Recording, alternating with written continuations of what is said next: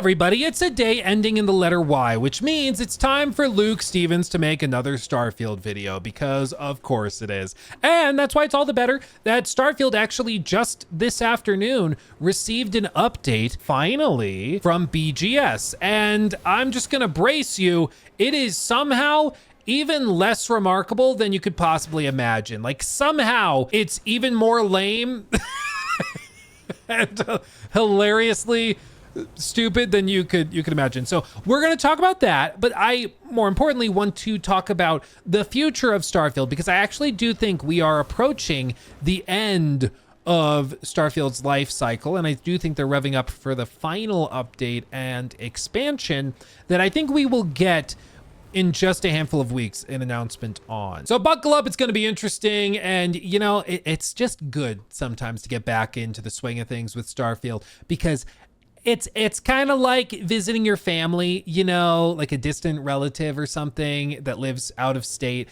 You go because you need to go once a year and talk with them and see what's up.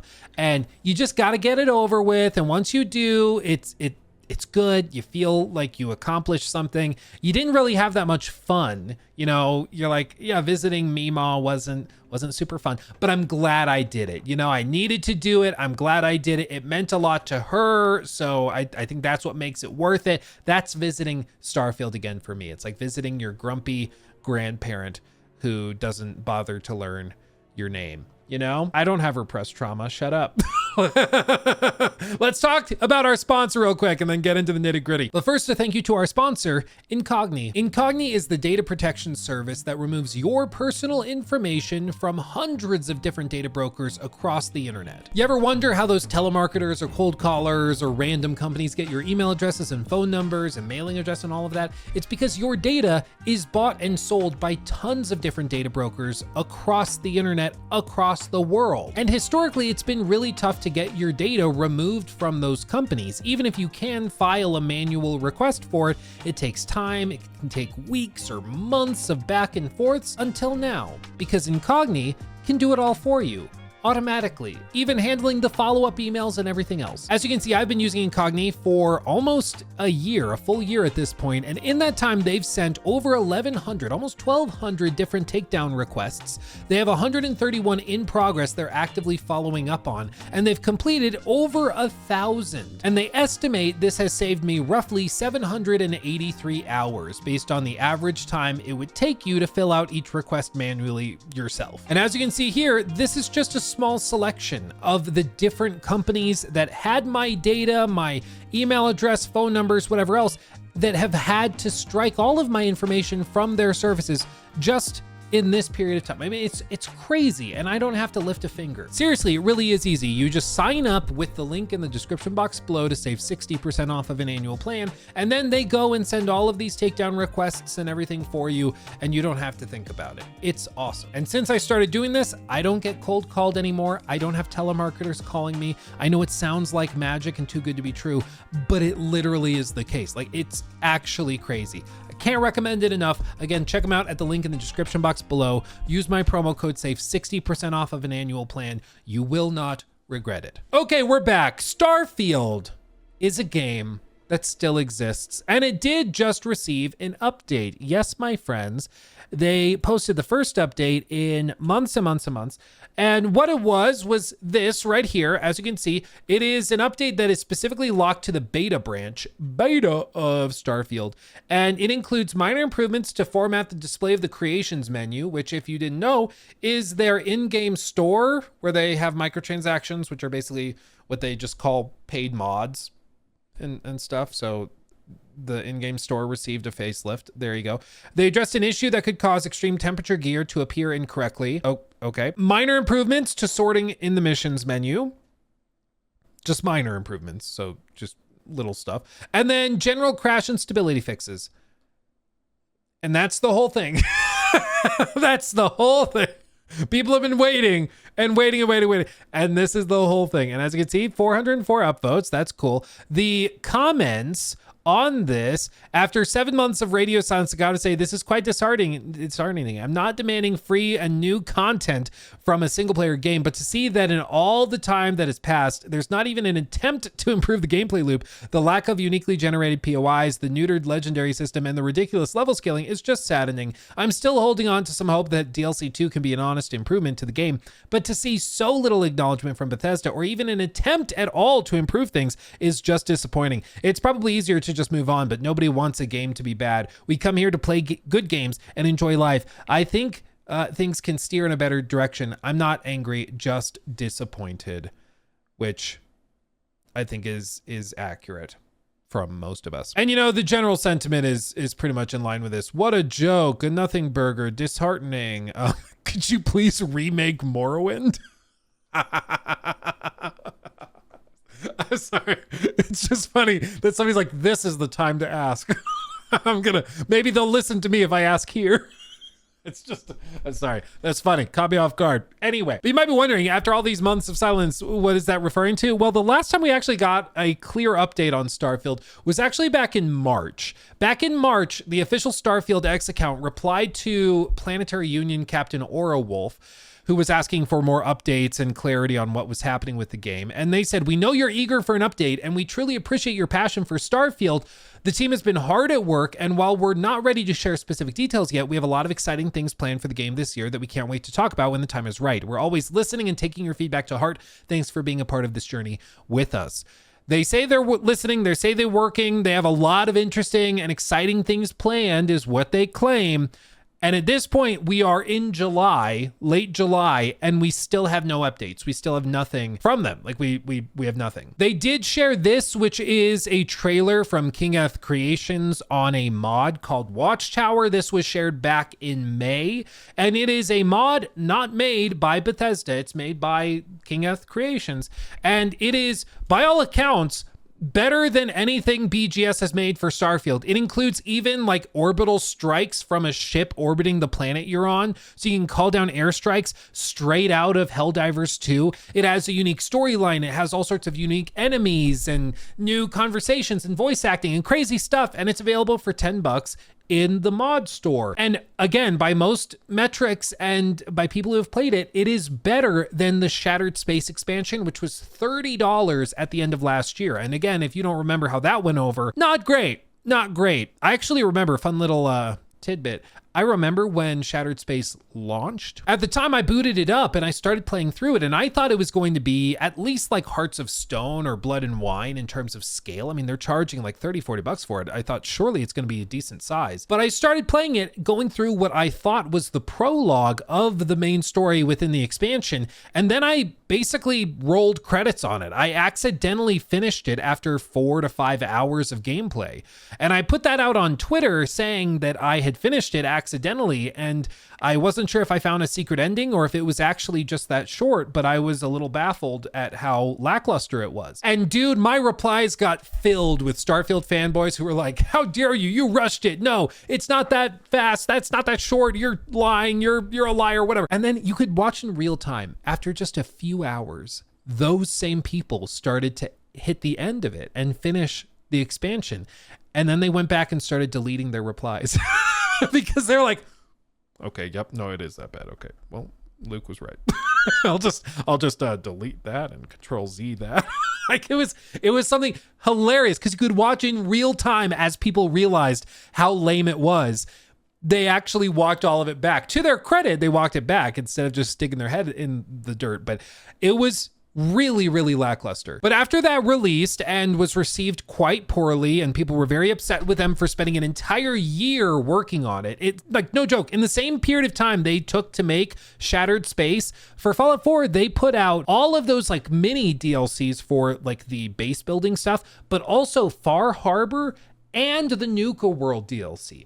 They did all of that in a year, but it took them an entire year to make Shattered Space, which is even less remarkable than a single one of those expansions. It was wild. And at the end of it, we just had Todd staring at us like, yeah, well, I got your money, baby. Like, you think I care? I don't care. He's got to raise funds for his Church of Howardology. Of course he doesn't care. But here's the thing. There is allegedly a second expansion still coming to the game. This is something Todd has alluded to multiple times, including BGS themselves, and it's also been leaked. In this interview from June 16th of 2024, Mr. Matty Plays spoke to Todd about all sorts of stuff. And in this interview, he actually asks him a question about, at that time, the as of yet unreleased Shattered Space expansion. And Todd actually mentions that they are working on the next expansion after it as well, which would be the 2025 expansion. Take a listen. Now, you mentioned annual expansions. So is that like the plan, like each year? Because you mentioned year 2 Starfield, each year is going to have like a new story expansion. Because I won't spoil it for anyone listening, so don't worry. But Starfield kind of ends in a spot where I think there's a full circle moment, but there's also like, I have some questions. And I think Shattered Space with Andreja, like, is answering some questions. So is the... Oh, we were all so naive at the time, thinking it would answer anything. But yeah, continue, Todd, continue. Idea to continue to answer those questions in continuous years with expansions. Not to lock you guys in too hard. I know things change, but would you say you're aiming to do like an annual story expansion every year? I would say we want to, more or less, yeah. How long that continues, hopefully a very long time, but we're planning for the one after this. So there will be another one. And There will be another one. There will be another one. He's committing to it there. Now, there have been waves and waves of layoffs. I hear you barking, big dog. I hear what you're saying. Luke, there's been layoffs across Xbox. Maybe they laid off some of the team, cut the budgets. Now they can't do it because the player numbers for Starfield are low. Well, no, actually just a week ago, there was reporting coming out of the Xbox 2 podcast, which is co-hosted by Jez Corden, who works at Windows Central and has a lot of like connections within Xbox Studios. Gets some stuff wrong for sure, but other times gotten stuff right. But at the very least, does seem to have sources specifically within Xbox Studios and adjacent places. And what he said was, quote, Bethesda's core team is still working on Starfield. In the year of our Lord and Savior Todd, 2025, he's saying their core team is still working on Starfield. Like the core team is still okay, continuing. Starfield's going to have more DLC from what I've heard. I don't know when. I just heard that at least the Starfield DLC and this post layoff, by the way, hasn't been canceled. It could be canceled in the future, next quarter, I don't know. But for right now, it's not canceled. So the core teams at Bethesda right now are working on Starfield DLC, and also Elder Scrolls 6 is full steam ahead. Couple things. For one, I just think it's funny that you're like, we're debating whether it's been canceled or not. Like most things, if they're awesome, you don't have to wonder. It's like, oh, have they canceled The Witcher 4 yet?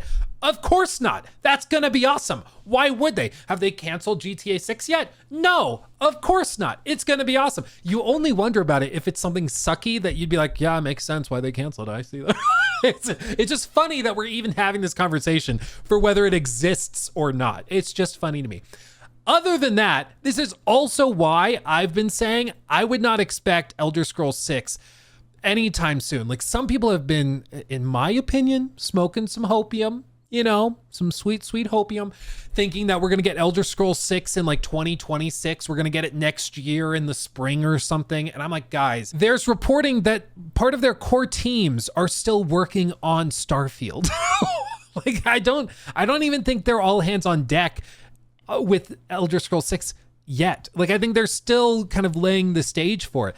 I don't think we see it until like 2028. I don't think we see it for a while, probably next gen consoles. So I would not get my hopes up. But according to this, it's not been canceled. Jez is saying it's, as of last week, still in production, and it's part of the core team that's working on it. It's not like they're sending it off to a small subsidiary spin-off team or something. It's the core team at Maryland that's working on it. And before anybody says, well, Luke, that actually could mean that it's really good.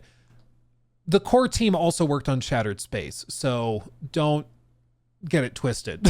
You know, this is not a situation where like there's some sort of crazy development where now they're putting the really good team on it. Like, no, it's the same team that worked on it before, and in my opinion, didn't do a great job. So Just don't get your hopes up. That's all I'm saying. Level 2 pirates, dude. I forgot how uber leveled I was. This is one of the problems with Starfield, is that the endgame scaling turns just total ass. Like it just breaks the game like crazy if you're high level. You pretty much have to go New Game Plus if you want to have fun. It's really, frankly, too bad. And that's assuming you can have fun. That's assuming there's fun to be had, which, you know, maybe that's a dangerous assumption to make. But I hear all of this discourse around Starfield ongoing, people still wondering whether they can salvage it. What's the point of all of this? And frankly, like, the reason why they haven't just walked away from Starfield at this point is because it is sort of a cash cow for the people who are most committed to it. There are thousands of people who still play Starfield every single day and have become conditioned and accustomed to spending a lot of money within the in-game store, which I know they're going to be like, Luke, it's paid mods. It's not an in-game store. It's a in-game shop where you can spend money on goods and services. It sounds like an in-game store to me, okay? And even if we just call it paid mods, it doesn't really change the fact of what's going on here, okay? Let me show you something. I mentioned at the very top of the video that one of the few things that BGS actually fixed in this update after months of us waiting was the creations menu within the game itself. And if we go there from the main menu, you can see it gives you this little notification. It loads.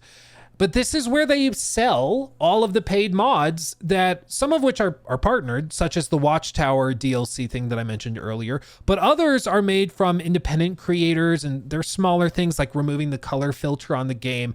Others, though, are paid mods to like fix gear progression and things like that. Or if you want high level weapons, you can see those here. Or this mod that adds permadeath to the game so that you have to like actually really be careful, which is just kind of a fun little update and improvement. There's all sorts of things in here, but for years and years and years, we joked that Bethesda would put out a sort of buggy, broken game that was just good enough to sell to you, and then they would let modders fix it. And that was a joke for a long time. But now it literally is the case that they build a game that has problems, and then they let somebody else fix it, but they found the ultimate hack. They found a way to sell you the solution, to create a problem and then sell the solution back to you. Like, oh, you don't like the variety of quest lines, you don't like the expansions? Well, we have a fix for it. Just spend more money.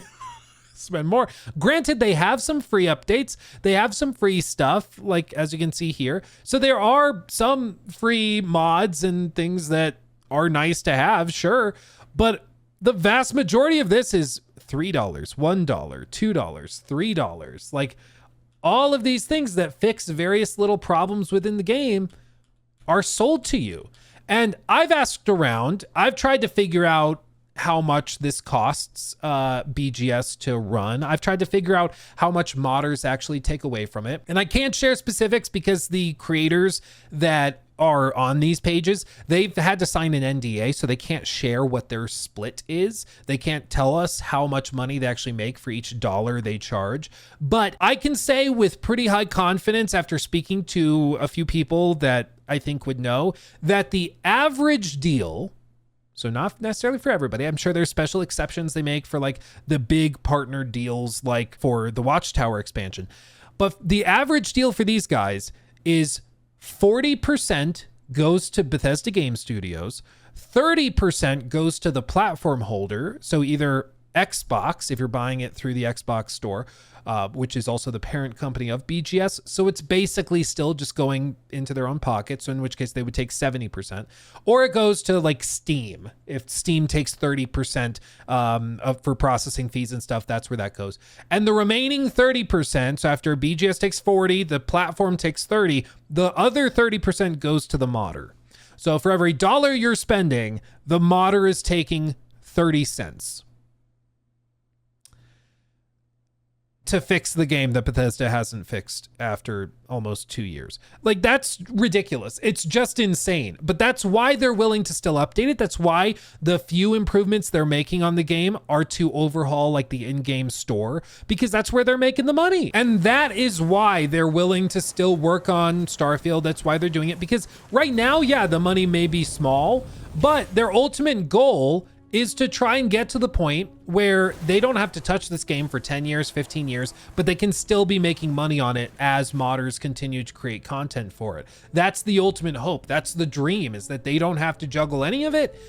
The modders handle everything. And listen, this is part of the reason why some of the dialogue around Starfield can get so toxic so quickly, because just honestly, like, that is kind of scummy. It's just lame to have so little confidence and pride in your product that you're willing to put it out broken and with plenty of issues only to sell back the solution later. Like, it's just slimy. It's just scummy. And I lose a lot of respect for companies that are doing that to their customers while talking like they've achieved something noble and impressive, because I don't think it's noble. I don't think it's impressive. I think it's frankly shameful. Like, after a year or two of Cyberpunk being a mess, they had already overhauled so many systems and so many different things to make that game what people wanted it to be. They didn't give up on it, and they eventually came out with the Phantom Liberty expansion that blew everybody away. In a lot of people's minds, kind of won them back all of that goodwill that they had lost with Cyberpunk initially. But with BGS, they've done the barest of bare minimums after a year and a half with the game. They still won't communicate with their own fans on what's going on.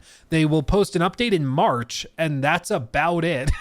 And it's just baffling that after all this time, they still have taken hardly any steps to make any significant improvements. Really, no steps, in my opinion. I mean, they added a rover. That's a thing. So there's that. They added a crappy expansion, so there's that. But after all this time, the one thing I've seen is people pointing to the Watchtower expansion as an example of why Starfield's worth getting back into. And at that point, like, if we're talking about stuff that BGS isn't even making, that's why you should keep playing it.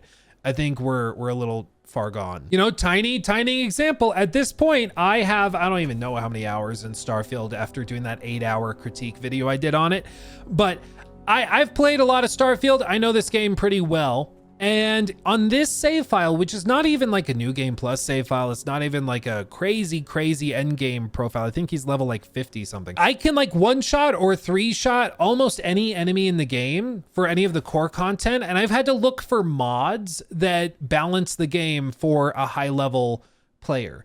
And I know other people who have had to do the same thing. You can just search on Reddit and find people complaining about the end game balance and weapon progression systems. And so you have to rely on mods to fix it.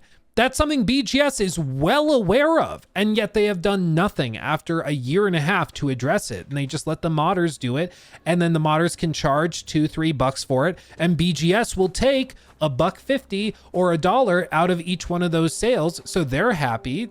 They have an incentive to never fix it, because if they fix it, you will have no reason to spend money on that paid mod that they get a cut of, you know? The whole thing is just so messed up.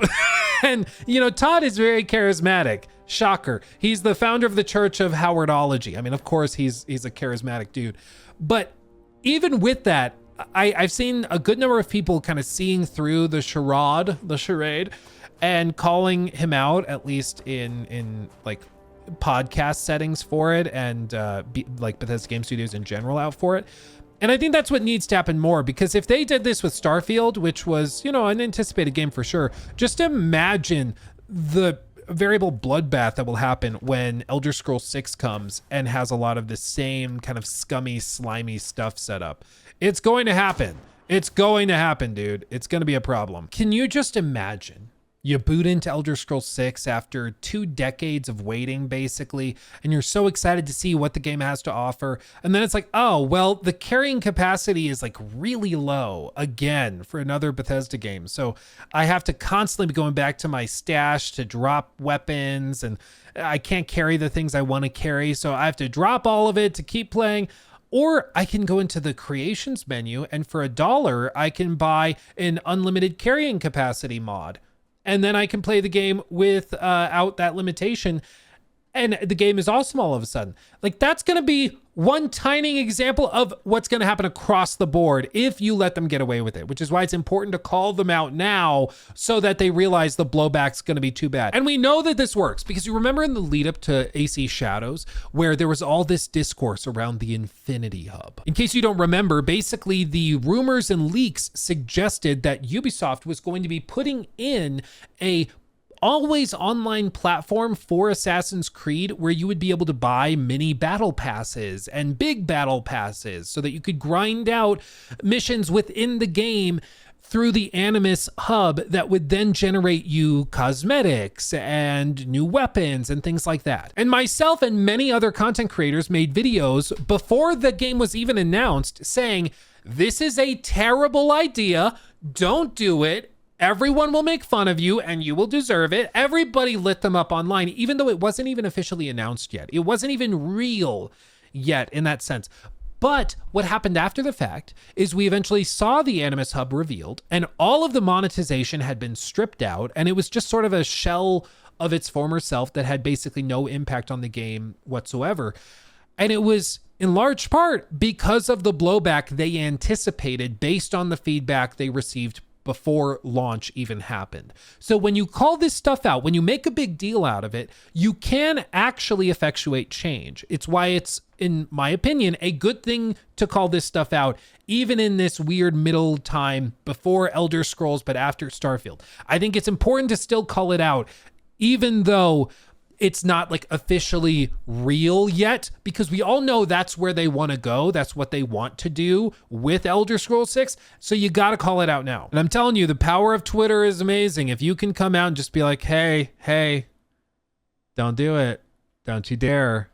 Don't you dare. I know you want to. Don't you dare. They listen to that stuff, dude. Emil Pagliarulo, who is the studio director, one of the studio directors, right-hand man to Todd Howard, basically. You've seen him probably in a lot of the interviews and stuff that they did in the lead up to Starfield and all of that. He straight up left Twitter. Like, I'm not even joking. He deleted his account and went to Blue Sky, in part, I'm sure, because of the feedback, let's just say, he received about Starfield, because a lot of people blame him for how lackluster the world building and everything is. But it is something they are aware of. They do get to see it. And so long as they don't leave to go to a separate platform where they're in more of an echo chamber, it can make a difference. It can have an actual impact. But I guess that brings me to the other piece of this, which is just that Bethesda at this point, I'm not so sure is aware, or at least willing to acknowledge, what the broader consensus with Starfield is. Like, at this point, I have not heard Todd or Emil or any of those guys acknowledge what the consensus is, which is that Starfield was kind of a disappointing, lackluster game that didn't live up to its own potential. It just was kind of lame.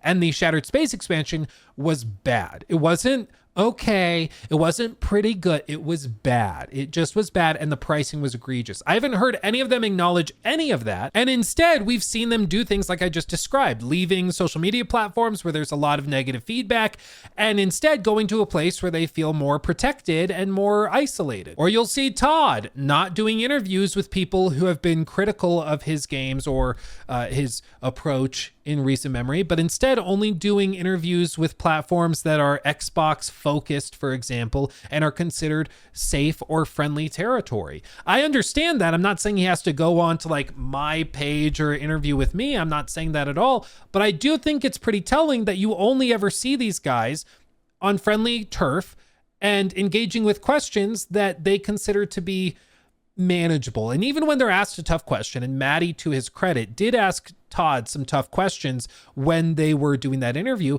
but Todd does his standard bounce around answer, his used car salesman answer. Todd, what do you think of the people that didn't really like Starfield? The feedback was kind of mixed, which I believe is the question Greg Miller asked him. And he says, yeah, some people liked Starfield and some people liked it less. It's just like the most used car salesman spin it answer you could possibly imagine. And so at this point, I think because they have not acknowledged, at least publicly at the very, very least, the poor reception to Starfield and some of the ways that they've set this up, I just don't have a lot of confidence in them for Elder Scrolls 6. I just don't see it. Like, you put this out, and again, Emil Pagliarulo was saying in the reaction to Shattered Space that he considers Starfield to be in the same category as Elder Scrolls 6 and Fallout. And if you say that about this, I don't know how to help you, man. Like, that's not good. Like, we're approaching straight up delusion land. I wanted to show you this thread where he explained how he considers Starfield to be in the same category as Fallout and Elder Scrolls. And this was shared on the official Starfield subreddit, okay? So this is certainly friendly territory, but it's been deleted because, again, he deleted his X account.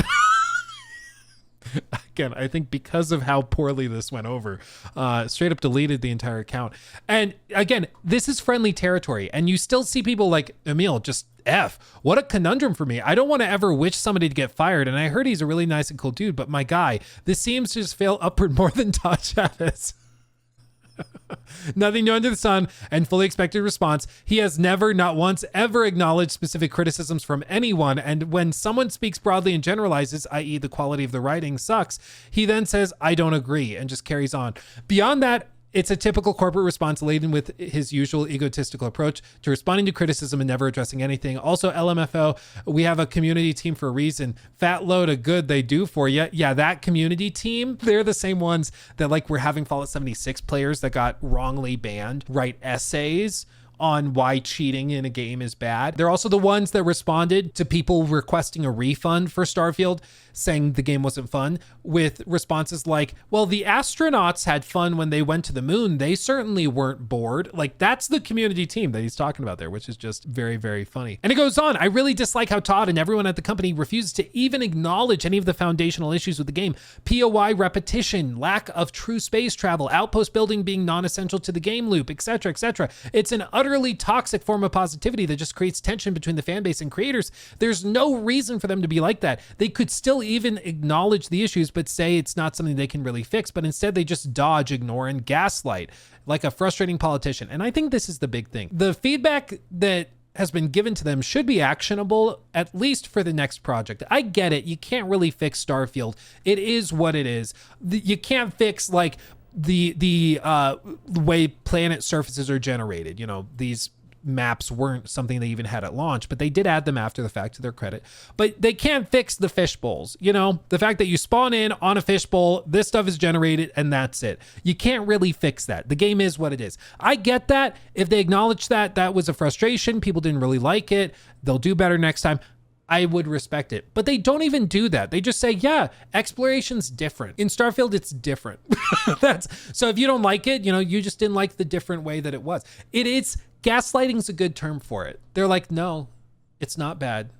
You just don't understand it, or you don't like it. It's that like hoity-toity, snotty, it makes me mad. It's a gaslighting approach to it, and it's no way to respond to criticism, or at the very least, if you respond to criticism that way, you shouldn't be surprised when people continue to critique you to the point where they sort of accidentally bully you off of social media. But okay, let's wrap this up. Where is this all going? Well, I do think that a couple key things are about to happen with Starfield. We have an event coming up in just a handful of weeks, which is Gamescom Opening Night Live. It's the opening night presentation that Jeff Keighley runs for Gamescom, which happens in Cologne, Germany. Last year at that event, Jeff Keighley revealed Indiana Jones and the Great Circle's release date of December 9th, and then he also did this. Game Pass and PC. It's launching there. But there is one more thing that Machine Games and Bethesda wanted to share with you about Indiana Jones and the Great Circle. Oh, what? What? It's free? No. You remember this? Do you remember this? It was really weird. The game's coming to PlayStation 5 in spring of 2025. And in this same vein as this reveal at Gamescom, I think what happened is that Xbox felt uncomfortable at their showcase this summer in June. They felt uncomfortable revealing that Starfield, one of their biggest exclusives ever, was going to launch on PlayStation 5. I think they were uncomfortable with that at an Xbox showcase. So they decided to wait until Gamescom, where they will reveal that it's going to PlayStation 5 in the same way that they did Indiana Jones. And then I think what they're also going to do is reveal the second expansion, and they will sell it on PS5 at full $80 price point, including the 2 expansions. And they'll call it Starfield, the Complete Edition. And it'll have everything, and that's when they're going to close the book on Starfield and move forward to Elder Scrolls 6. I think that's what's happening. I think that's what they mean when they say that they've got a lot of exciting things planned. I think they mean like a PlayStation 5 port. I think they mean the second expansion that's going to be bundled in with it, and that's what they're doing. I think that's where all of this is going. They're going to handle it the same way they handled Indiana Jones, and they'll feel more comfortable doing it there because it's not the Xbox showcase. It's sort of separated out from it, and it's been close to 2 years since Starfield launched, so it'll be a good time to do it. That's my official prediction. I think we do get the second expansion. I think we get a PS5 port. I think it's a bundled collection, and I think they sell it at $80. That's my guess, officially. Lock it in. So I don't think Starfield's over quite yet, but I do think we are in the home stretch, and in just a month or two, we will have the last bit of official content for Starfield, probably for a very, very long time, if not forever. And then we will just move on, and that will be the end of this bizarre saga in Bethesda Game Studios history. I want to know from you though, if you're a PlayStation 5 gamer, is there any shot you're paying $80 or even $70 for Starfield in 2025, even if it includes Shattered Space and whatever the next expansion is? Like, is there any shot that happens? I don't know. I did a poll a while back, and something like, 15% of respondents on X said that they would actually be interested in buying it on PlayStation 5. So who knows? But I guess sound off in the comments. I want to know if you're one of those people. I'd be surprised, but I've also played a lot of this, so I'm like, please no. Can I pay them not to play it? Is that an option? But anyway, that's my official prediction for what happens with Starfield next. I think the story is wrapping up. We're getting close, but who knows? We'll have more Starfield probably to talk about in the next month or two. So buckle up. Luke's back, baby. More Starfield. The Todd Howard cutout will continue to come out. You better believe it. And buckle up because it's going to be a fun end of the year, I'm sure, either which way. Hopefully they nail it and it's awesome. That's my hope. I hope it's awesome and it's like so good that it's like, oh my God, Starfield now is a masterpiece. They actually fixed Starfield. Can you imagine how exciting that would be if they actually did that? How excited we would then be for Elder Scrolls 6 if they actually pulled that off? Dude, I really, really hope they do it. I don't think they do, but I would love to see it. I would love to see it. Until then, my friends, thank you for watching. Thanks for hanging out with me.